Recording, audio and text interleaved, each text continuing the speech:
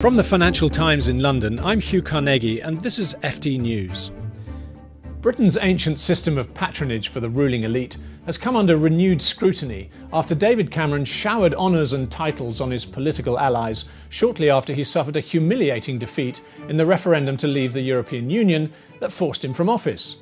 Janan Ganesh, the FT's political columnist, has some strong views on the issue. Janan, you've portrayed Theresa May as a Puritan leader who can come in and clean up this slightly tainted system of honours we have in Britain. Yeah, not just the system of honours, but also peerages and public appointments, which people in the establishment often use to featherbed themselves and each other. And to the extent that personality is destiny, I think Theresa May's personality is quite what in England historically would be known as a roundhead personality. She's quite Puritan, ignores the limelight. She did not become Prime Minister by networking and building contacts amongst the rest of the British establishment. And I think that equips her to take on this system of what I call this week soft corruption. But how bad is the problem? You've described Britain's ruling elite as having governed quite successfully over the last 20, 30 years. I absolutely don't think that the British elites are incompetent. I think they've done a good job with the country in technical terms over my lifetime, and I'd much rather have them than elites in many other countries, even in Western democratic countries. That does not give them an entitlement, however, to use public honours or public money to make life easier for themselves in a way which is now so natural that they themselves can't see anything wrong with it. And I would stress that soft corruption is better than hard corruption, but it's become something that we're complacent about.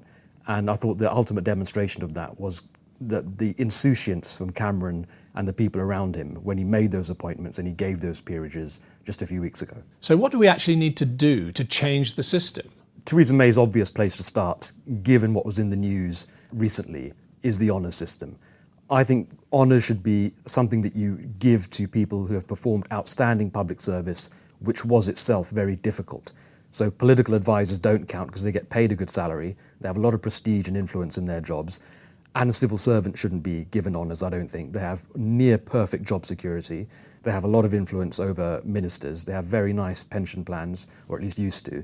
I don't think they deserve honours. Honours should be restricted to outstanding performers in charity and other sectors. But the Lords is much tougher to reform simply because it has a vote on whether it survives or not, and they will fight tenaciously to protect the institution as it currently exists. But a vision of a smaller, more democratic, if not entirely democratic Lords, I think will be compelling given how large and unwieldy the organisation has become at the moment. It's some years now since Tony Blair tried to reform the Lords. What happened and why didn't it work? He did make quite a bit of progress. So until 1999, I think there were lots and lots of hereditary peers, people who had their seats and were able to vote on legislation because of who their parents were. That has now almost completely been eliminated. There's about 90 left, I think, and they'll eventually be phased out. But it's still an undemocratic Lords. It used to be aristocratic, but it's still undemocratic. There's no mandate there at all. And these are people who actually have a vote on legislation that goes through in this country. The Tories haven't evinced a huge amount of enthusiasm for an elected Lords. Do you think Theresa May, the Roundhead, the Puritan, would go down that route? There's actually a mixed feeling among Conservatives. A lot of them do fancy at least a partly elected Lords. I think George Osborne always fancied a totally elected Lords. I think that a parliamentary coalition could be built to do it. The problem begins when you try to introduce the legislation, the Lords performs a rearguard action very tenaciously, makes the arguments about expertise, makes the argument about do you want party hacks and donors there? Of course, they're already there. And that can be quite a slog to get past.